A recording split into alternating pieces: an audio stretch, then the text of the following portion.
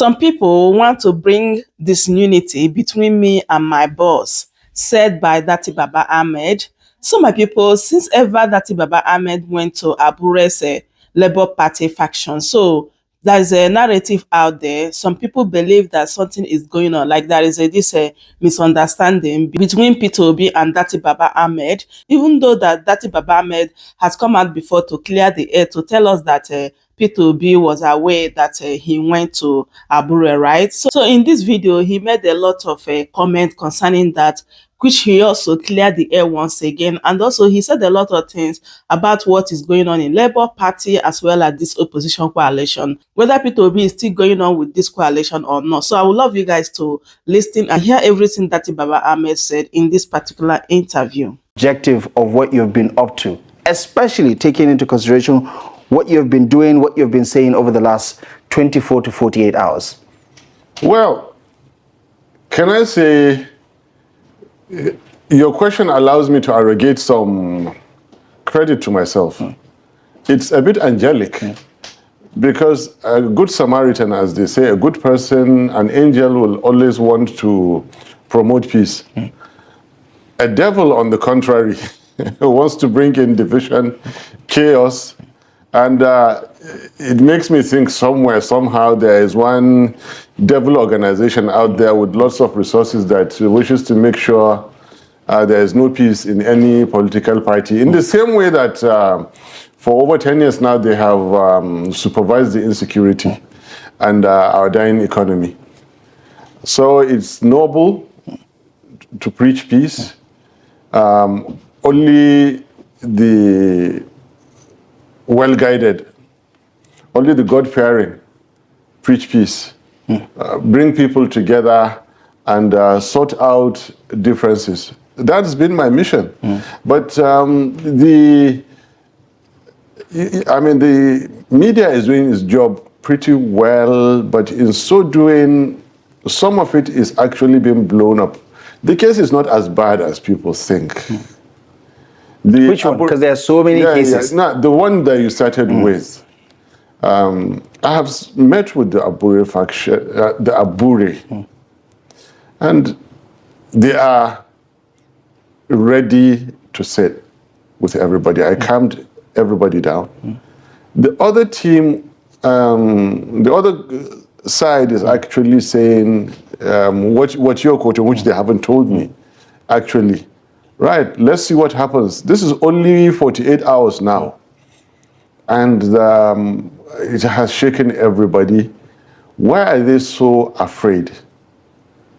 I went there to make peace and they said that he wants to be the candidate. Now, who is doing that?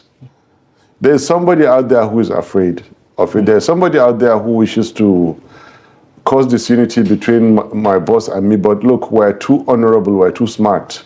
Right. And we're too close for that to happen. Some would say... I have clearly said that I am in support of Peter Obi to contest 2027. Failing which, the party is left to decide. And even so, I have said there's still another great Nigerian individual politician that, if he wishes, I will support wholeheartedly. Now, it's mischief makers that are saying that I want to run in 2027, which is not wrong to do, which is only right to do, actually. Yeah, but do you also understand why people are questioning the timing? Because this civil war or internal crisis within the Labour Party has been brewing for close to 2 years now. Some are questioning, where was this effort 10 months ago, 11 months ago, 15 months ago? Why now? Good question. But now you'll agree with me that you, the gentleman of the media, I call you people the media force because you are a force. You are now as powerful as the Nigerian armed forces. I mean, one of the arms of the armed forces. Yeah, you people are so powerful. You guys are blowing it up. You said civil war. There's nothing close to a civil war. Metaphorically. Well, okay. Yeah. But your metaphorics out there could pack a great deal of punch out there. Like I said, you people are now a force to reckon with. You shape opinion, In fact, you can cause that civil war. I hope you know. Is that to say I that the hope you know- politicians are doing the job themselves? I hope you know the media. We're only providing commentary No. and I hope you know coverage. the media can cause a civil war. Anyway, there's no civil war in Labour Party. Can you remind me your question? Yeah, why now? Good. Because now is when things have unfolded to this much. That is one. Two, everything depends on timing. There has to be the right time for something to have unfolded. We waited until the Supreme Court gave its ruling. And again, I was with the Nenadi group, went to INEC, until INEC now began to deal, or rather sustain the dealings with Abure. So the timing is exactly as things are happening, as they are unfolding. What happens is dictated by the currents at that point in time. So that is why now. And what is your response to those who say you're trying to play both sides? You can't eat your cake and have it. That is absolutely untrue. I am playing Labour Party. I'm playing the interest of Labour Party. But that's what you hear from the Ninadi side. That's what you also hear from the Abure side. They're Those all sides- claiming to fight for the Labour Party. No, look, those sides really continue to exist in the minds of the manipulators. And the press continues to amplify. The sides don't really exist per se, as people wish they were existing, really. Distinguished Senator Nenadi, a fine, distinguished public servant, banker, politician, rose to minister and all that, respects the law and has been leading this party well. And I never hid it. When it was time for Umuahia, as dictated by following the law, as far as following the law is concerned, Umuahia was right. As far as following the law is concerned, the visit to INEC after Supreme Court was right. And I was with them. And as far as the following the law is concerned, now that INEC is continuing to deal with Abure, including the Anambra primaries, then there is nothing wrong as far as following the law is concerned to stand with Abure. And when I stand with Abure, what did I say? I didn't say to hell with Nenadi, to hell with this. I said, no. I want all of us to sit down and please be one.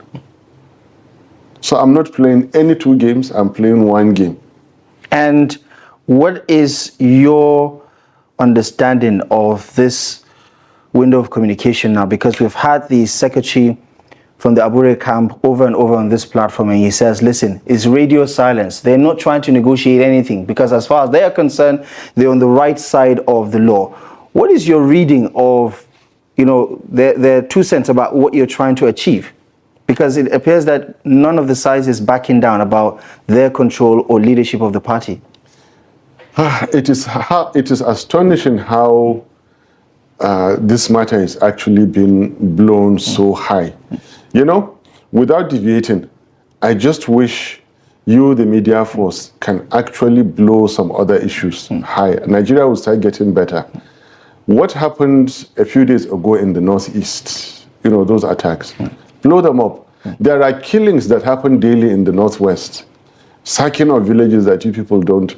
The economy continues to die day by day. But then, small thing between Abure and Nenadi is you think it's so small? Sky high. Well, in the scheme of things in Nigeria, because this is politics, why governance issues? I will answer your question. I keep telling you, it is not as bad as you people are making it to be. I was there in person. I'm handling it. They are also handling it in their own ways, in their own wisdom. While some people back out there will do everything to ensure that there is no peace in Labour Party. Look, Nenadi Usman does not need to be not even interim or caretaker. She doesn't need that. She is an accomplished woman, comfortable, achiever. She is doing it for certain national and noble objectives. That is why she's not fighting for the beginning of her career or the middle of her career. She has had a successful career. I can say the same about Abure, a well-renowned lawyer, party leader, activist, and all those. He is also in his own right established. Likewise to the other, Senator Darlington is successful by all measure. Umar Farouk Ibrahim is a successful farmer in northern Kaduna. It's not as bad as you people are saying. Now, one side has said our arms are open and we're ready to discuss way forward for this party. The other side is saying, let us wait and see what INEC decides. And back out there, the powers that be that are controlling everything keep manipulating to say, okay, what is the worst case scenario? And that is the devil's work. Compared and contrasted to what a good work is trying to do, like bringing peace. All right. And you have been accused of grandstanding, that Peter Obi didn't take part in this mediation because he has taken a side with conviction that what they're doing with the caretaker committee, which has now morphed into an interim leadership of Ninadi Usman, says a lot about what he thinks about what Abure and the other side are doing. Do you think that that is, in fairness, what is actually playing out? Because we have not seen the presidential candidate who appears to be the national leader of the party embrace both sides. He's on one side. You coming out appears to be contradicting what Peter Obi represents. Absolutely not. Do you have his blessings to negotiate this peace? Or his support? Peter Obi knows everything that I do. Knows everything that I do. So he approves of this? Even Ninadi Usman knew I was going there. Nana Kazore was seated right behind me.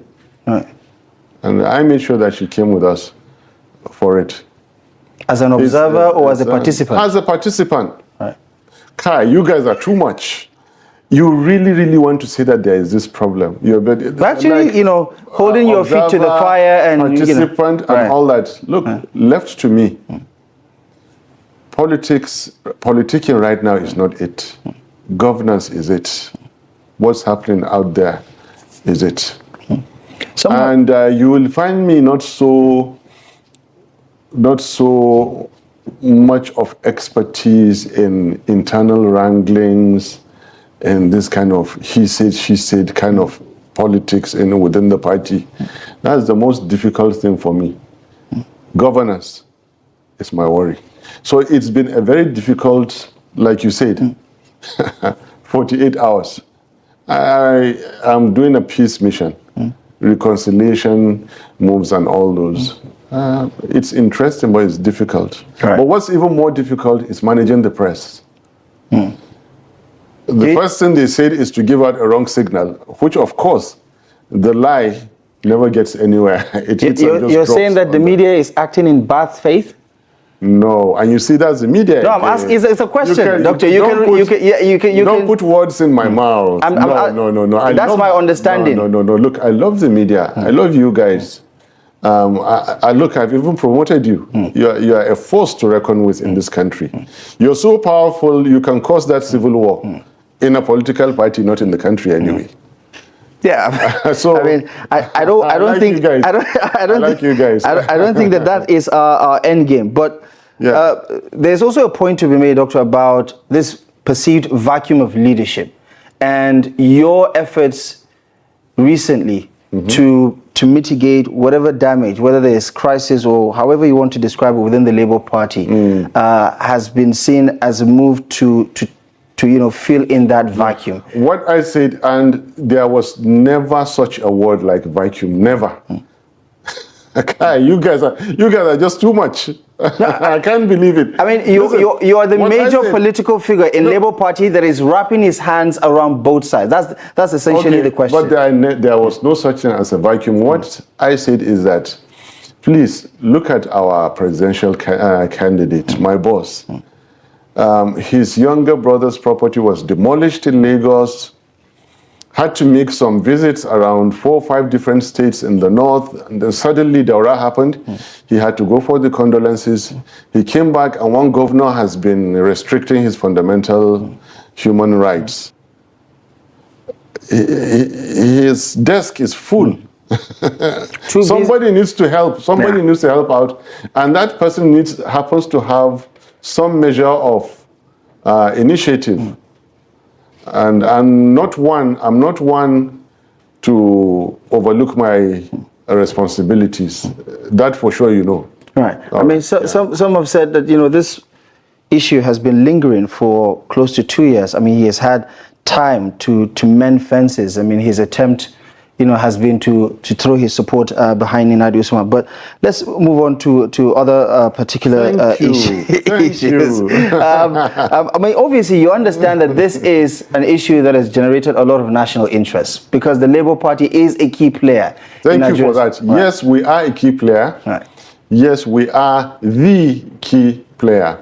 But right now, please, the insecurity in Nigeria and the dying economy should supersede ongoings between our dear Senator Nnamdi and Abure. Please, right. Yeah. I'm sure you don't mind us switching gears and talking about other political developments away from the Labour Party. So let's talk about some of your takes on hot takes, I might add, on the coalition movement. You don't appear to be a fan of what's happening with the coalition. From the get-go. Some have even gone as far as to say you are acting like a fifth columnist when it comes to coalition talks. They are free to say so. But look, I am yet to be convinced. Let's take it step at a time. In 2013-14, a certain coalition was made. And what happened after?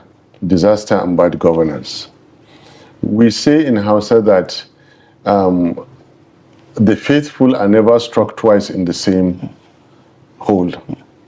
Nigerians are falling so easily again for that mistake. Are we not learning?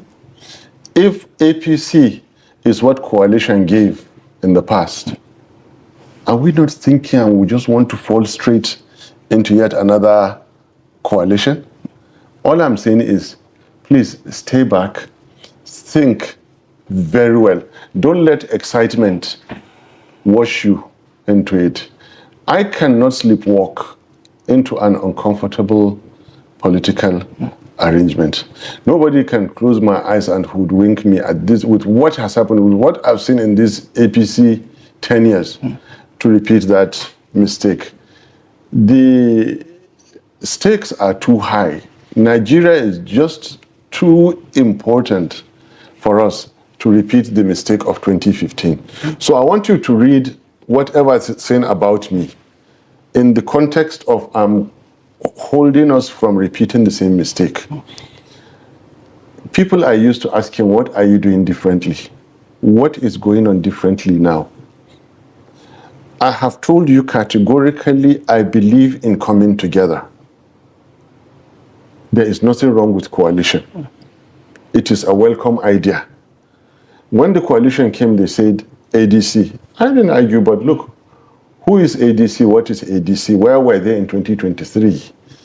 And I happen to know ADC pretty well. Some of them were my, I don't have to say, know them very well. Some of the leaders there. Okay. When we scored the reduced 6.1 million votes, where were they? And why now would you leave Labour Party and go? What is coalition? Coalition can happen at the ballot box. Coalition can happen when you are escorting your votes for declaration. That is coalition. But if we are working like zombies into the kind of APC coalition, I will scream and I would say this is wrong and don't do it. I'll do it. Now, another thing I want to say, for example, I'm from Kaduna State. As we hold this interview, there is a State House of Assembly committee on a certain leader from Kaduna State, just out of APC and actively in the coalition, whose commissioner and chief just came out of prison 2-3 weeks ago. You want me to close my eyes from my own state and follow such a leader? But nothing... If that person was, for example, given a ministerial position or the SGF, you'd have probably by now driven me out of Nigeria. Yeah, but you know the law. You know the law. Yeah. Innocent until proven guilty. I know. So why are you presuming that an allegation is the same thing as a conviction? Come on. I'm not talking about any conviction. I'm talking about character. I'm talking about facts that are happening at that point in time. But you make it sound like everybody in Labour Party, for instance, is stainless. No, I think let's not go out of context. Let me finish answering your question again on coalition. It seems they want to straitjacket and control everybody's thinking and everybody's talks. I won't be part of those that they will control. You must come out blindly and continue their narrative. You are not allowed to think any way outside what they want you to think. The only way forward is the coalition, and that without coalition, okay, you cannot defeat Tinubu, which in one of my sittings with you, I told you that is a big lie. It is not so, it does not hold, because we have proven, not too long ago, one party came out in Labour Party in 8 months. As far as we're concerned, we defeated them. So you don't need, look, even if it is the 6.1 million votes that we got, it has been proven that you can, with time and the right mix of factors, defeat a sitting government. I'm in support of coalition done the right way. The coalition can be done, and given certain dynamics, Labour may be part of it, may not be part of it. Do you understand? And then Labour Party could grow and grow and grow in such a way that it is even more than a coalition. The bottom line, remember, is what matters, is the number of your registered vote, party members.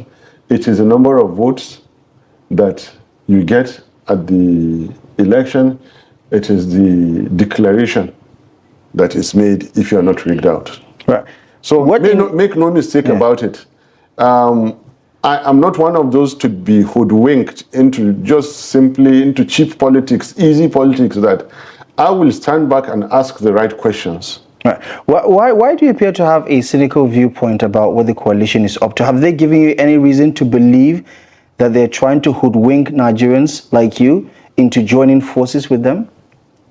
No, I have discussed this with you, unless if you want us to do an interview that we did before. No, I'm saying if you have to be specific about what they're doing wrong, because you said you don't want Nigerians to repeat the APC mistake. Because of your question, it's because of your question to me that they said I appear to be like a fifth columnist. For God's sake, I'm not. I'm not. I'm a promoter of union. See what I'm doing in Labour Party. In the same way, I would love the coalition to get everything right. If they're not getting it right, I should keep quiet. But are you open-minded about negotiating some of the deal points that you think should be negotiated in terms of... Right. Yes, I am. And which they don't seem to be doing. I told you that how is this primary is going to hold. Let's know. And okay, let's double down on that and talk about another point that you made recently. You talk about zoning and how the South rightfully think should get another term in 2027. Why do you feel strongly about that? Considering your points about big picture. Nigeria needs to develop. Nigeria needs to address all of these issues. No, sir. No, sir. Again, another clarification. I was an aspirant in Port Harcourt 2018 for the 2019 presidential primaries. Records are there to show that in APC and PDP, the two leading parties, there was not a single aspirant from north of rivers Niger and Benue. And I read a very good message in it. They exercised restraint in the name of brotherhood, in the name of nationhood, in the name of understanding. Peter Obi could have contested. He had all means to do it. He didn't. Wike could have contested. He didn't. All the likes, Emmanuel Odom, others. So many, there is no shortage of them. In fact, even Uncle Tinubu, he could have done, but because he is so damn smart, it's not that he's smarter than us or others, but look, he restricted himself despite promises. He was not taken as VP. He gave another VP and all those things. They all stayed back. They didn't challenge. And so in 2023, I came up with that same principle that let us respect. I want every Nigerian to feel the kind of respect they share amongst us. And since they did it once, let's do it. Do you get my point? That's why I didn't say that there should be zoning.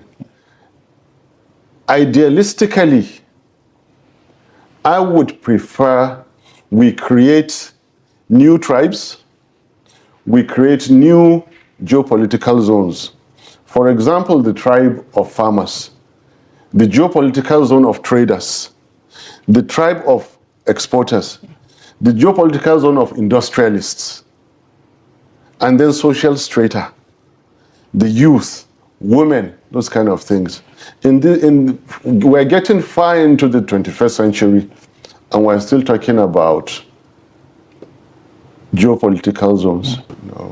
I want us to create those. But isn't that something you're using as a yardstick for selecting who the flag bearer is, for whether it's the Labour Party or any other party that's going to be in the contest for 2027? Did you not hear when I said idealistically? Yeah, but what about practically? Well, practically, this is where we are. Then all the sentiments, all the forces are coming to play. I'm only answering your question as to what you're saying, that I said there should be zoning. Right. I never said so. My ideas are more sophisticated than that. Yeah. So you would not necessarily be opposed to, if, say, for instance, in Labour Party, if somebody from the north decides to challenge Peter Obi, if that is the case? If Peter Obi is contesting, I will oppose someone challenging him. Even if that someone is myself, I will oppose myself to challenge Peter Obi. I would like Peter Obi to win again in Labour Party. Right. Yeah. And you also said something that you want him to contest again in 2027 with or without you on the ticket. Yes. Do you want to clarify why you felt that was something you needed to say? I'm just not that hungry for power. I'm not that ambitious. Look, I have a job. I have a trade. I really thank God. Even if I quit politics today, I can go back to my office and continue my work. And it's a good work, despite the bad governance and everything that is going on. I have. My main ambition, stop the killings. I don't want every time I read in the newspaper, there is a new dimension. There is some villages sacked, some place in Benue State, in Plateau State. And I don't like that kind of news. And I just cannot sit down and let, I don't want to use the word now, I'll be thinking of that, and let bad people continue to misrule us. I can't. There is look, in the military, there is an offense called desertion. Right at the battlefront, you abscond. Once they catch you, is court-martial and summary execution. Anybody Nigerian that is qualified to participate in politics, not to contest, that refuses to, is engaging in desertion. Who are coming to fix Nigeria for us? Who are coming to provide the security and improve the economy for us? Who will do that? We have to do it. Yeah, but that's kind of autocratic, isn't it? Democracy is about choices. If people decide not to vote on election day, that is still up to them, isn't it? You're trying to say... You are just so impossible. Right. No, I don't want to quarrel with you. No, I'm saying... I don't want to quarrel with you. Isn't it autocratic to impose, you know, say for instance... In the context of a dying country, let it be autocratic. Call it whatever you want, but if our country is dying and you still choose to do nothing, then I wish to be autocratic to say that if you don't come out to provide good governance, yes, you have deserted your country. Call it autocratic, call it undemocratic, call it anything, yes, it is. Right, okay. Let's talk about, you know, what is perceived to be the fillers, right? Because we're hearing... Listen, just one more thing. Yeah. You see, we have so much good people in Nigeria. Unbelievable. In organized private sector, in banking, rich personnel, well-trained, intelligent, well-motivated, God-fearing. We have them. But the thing is that there is a so-called political system out there which you have to go through. Unless you are difficult people like me, by the time you go through that, and it continues to reject people like me, by the time you go through that, it must have cleaned out or squeezed out nearly every ounce of humanity or goodness in you. We have the good people to come out and fix Nigeria. We have the people, but they are not coming into the system.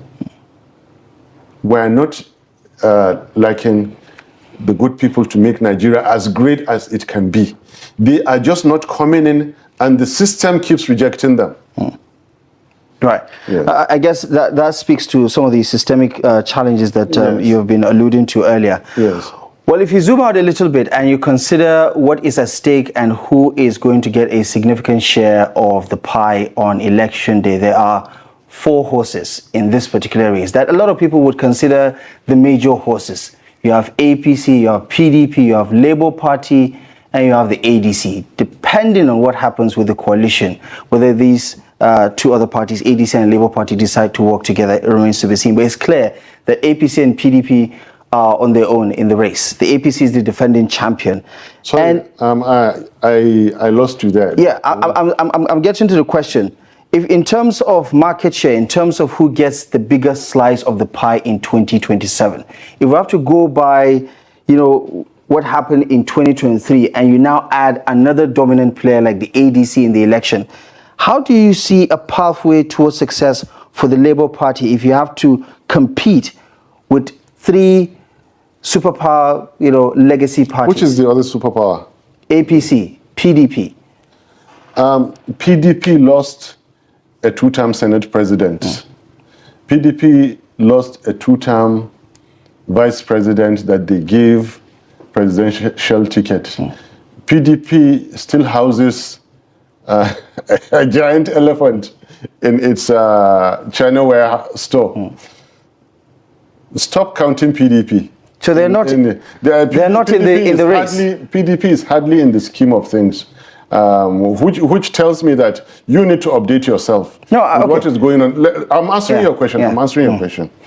Then you're talking of ADC. Do you know the fate of ADC as it were now, with the court cases that are starting? Is very, very precarious. Let's come to the first one you mentioned. Our friends in the APC. Do you know what we did to them in Lagos?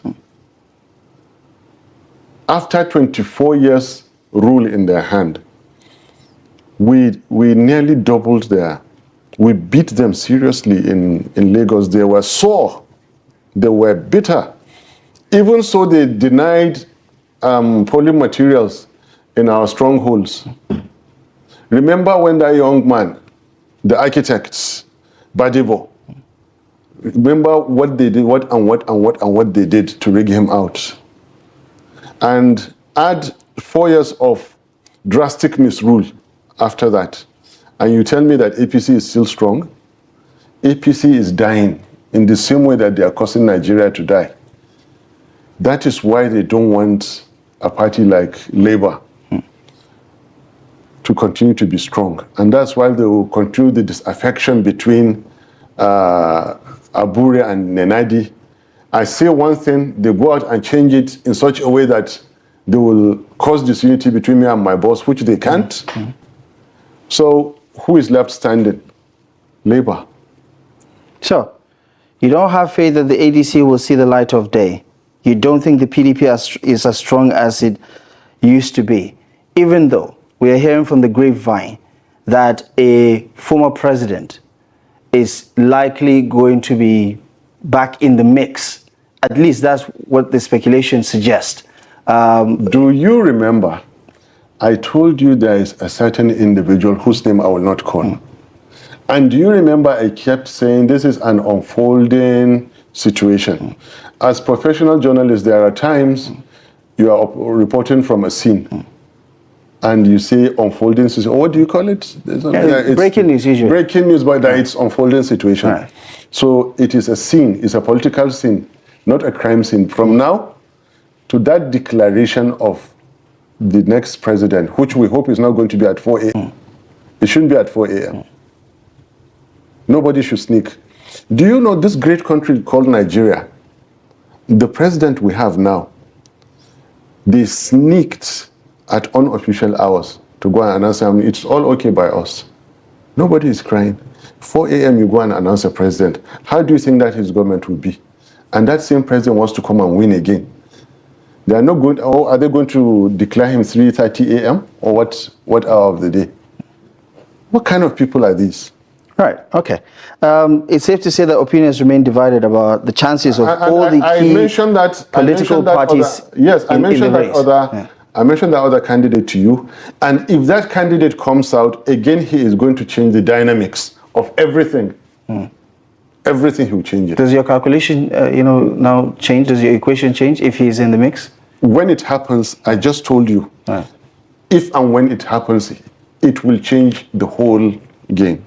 So just so we don't confuse our viewers, yes. At least I'm talking about speculations that former President Goodluck Jonathan might be in the mix for the PDP going into 2027. Well, let's talk about someone who has played a significant role in the formation of the APC and, of course, in the current movement for the formation of the ADC as the coalition platform. Here is the former governor of Rivers State earlier in the day in Port Harcourt, making some statements about what the ADC represents and what is likely going to play out in 2027. Have a listen to Rotimi Amechi. This is just to say to you, there is a new party in town.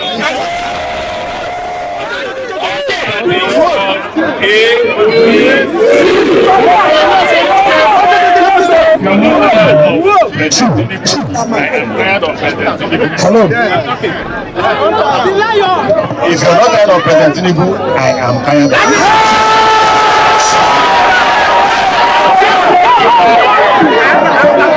If you are not hungry,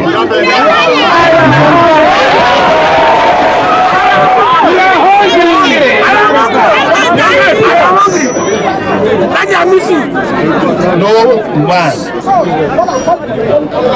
If the rich men are spending 4 million a month for fuel, for electricity, only God knows how you are surviving. And the president said he doesn't care. He said he's not here to make you happy. ADC is here to make you what? Rivers State is notorious for writing results. When they write results, they claim they have won. I will not work with you if you will not match with those result matchers to announce results. You hear me? You hear me? God will bless all of us. Let's go to town. Fearless, unapologetic as usual. Former Governor of Rivers State and former Minister of Transportation, Rotimi Amechi, there speaking to a crowd of supporters earlier in the day regarding the prospects of the ADC and some of the damning allegations that he has made about the quality, the credibility and integrity of our elections, especially against the backdrop of what he said has become the norm of writing election results, especially in Rivers State. Do you share some of the concerns that people like Amaechi, have to say about the electoral umpire? I mean, you just talked about the 4 a.m. announcement of the results, and you talk also about your chances of winning if Labour Party is in the race for 2027. How concerned are you about the credibility of the electoral process this time around? Because you still... Sorry, how what? How confident are you in the electoral process? Because you still, have some reservations about what happened in 2023. Yeah, absolutely I do. Now, you heard who was speaking. He has been... First of all, let me tell you, I like Governor Amaechi. There's something common between us. I just like him because he speaks the truth. It's okay to say. Who is Amaechi? He was a runner-up in APC. Do you now believe me that we've been saying the truth? We've been saying the truth. I've been saying the truth. We don't lie. The election was fraudulent. They stole our mandate. He said, somebody who has been minister for 8 years, runner-up in APC, governor for 8 years, and speaker for 8 years. For God's sake, he knows what he's doing. He knows what he's saying. And where he contested is the serving ruling political party. And he says they are notorious, even though he said it's a state that is notorious for writing election results. It is out open for the whole world to know that Nigerian elections are fraudulent. I want to turn my attention now not to the government. They are more powerful than me. Not to its agencies. There's nothing I can do about them. But me and us, the Nigerian people, you cannot continue to sit down and cry that your elections are taken away from you. Well, what are you doing? What do criminals have better than you? You just try to stop me now. I'm trying to tell Nigerians, psych them up, that it is their lives, it's their future come out, and you're telling me it's autocratic. That's very wrong for you to say, my brother. I'm sorry. Right. Let me come back. Nigerians must come out and elect credible leaders and protect their votes, whatever it takes for their mandates not to be stolen again. That's why if you cannot practice democracy, democracy is not for you. Democracy is not 3 arms of government. It's that government of the people who earned their freedom, for the people who protect their rights by the people who extract the dividends. The more Nigerians sit down and watch criminals take away their mandate and destroy this country, the less Nigerians should talk. What is happening in other countries? What have we not seen in the last 30 years? Indonesia, Suharto, as powerful as he is. The people's power is ultimate. Saddam Hussein was pulled out of a ditch. Gaddafi was pulled out of a water pipe. What happened to Mubarak? Mobutu Sese Seko, al-Bashir, Bouteflika Ben Ali. Who is Tinubu in the scheme of world affairs? But then also ask yourself, who is the average Nigerian? The average Nigerian is he who is willing to sit down and say, oh, no, what can you do? It's just another forest, let them finish. Right. That must change. If it doesn't change, Nigeria is gone. You would put Tinubu in the same class as Gaddafi, as Saddam, as Mobutu Sese Seko, you put him in the class of your typical dictator? Yes, I do. You think he's a dictator? Yes. You know why? Nigerian constitution is interpreted the way that suits Tinubu. He is a dictator. Because section 1342B couldn't be any clearer. There's nowhere in the world you can say "and" has a different meaning. A competent court in the United States said the certificate was fake. It's fake. Nigerians are accepting it. Democracy, I interpreted, is that the very, very last line is the people. Even after the courts. Yawwa. The courts are the final. The people are the ultimate. I repeat, the courts are the final. The people are the ultimate. Given what has happened? Given what has happened even in, is it Sri Lanka or another country that the lady had to leave, whatever the people come out and do is constitution. It is legal. If it's the people, that's it. The constitution belongs to them. They throw out anybody, that's it. Right. Who can now tell me that the leader of Syria, who will come out and say he is not constitutional? Because it's the people's power that put him there, and there is no other people who will come out and say he can be there. He was not elected. He was installed by brute force. Brute force removed the other guy, right, and put him there. Now, let me just say, we are supposed to practice clean, modern, constitutional democracy in Nigeria. In so doing, we have a small and a minute number of people that break the system and make it suit themselves. So if you ask me that does he fit, with due respect, Uncle, he fits. Okay. Because what are dictators is what they want to happen. And I'm telling you today, whatever Tinubu wants to happen in this our Nigeria, only God can stop it. All right. Final question, if you can answer it in less than a minute, because we're completely out of time. Given what has happened in Edo recently, where you've also expressed your viewpoints about what Governor Monday Pobolo had to say about the visit that your principal made to the state, are you worried about your own safety, making such damning allegations or accusations against the government in power? Somebody impersonated me on social media, insulted others, they attacked and did about the worst things they can do. Some other things that I don't want to mention now for other security reasons, because I don't want them to know that I know they're doing those things. They're doing those things. They tried to lure me to somewhere, plant dollars and arrest me for that to go and lock me up. It didn't happen. 10 minutes to time, I got wind and I exited. They tried to sabotage a certain equipment that I travel with, and I have the evidence. Now, that is not all. There was a strangulation in Lagos. It's not a lie, it happened. I'm not saying who did it. There were 2 aspirants gone down in Borno.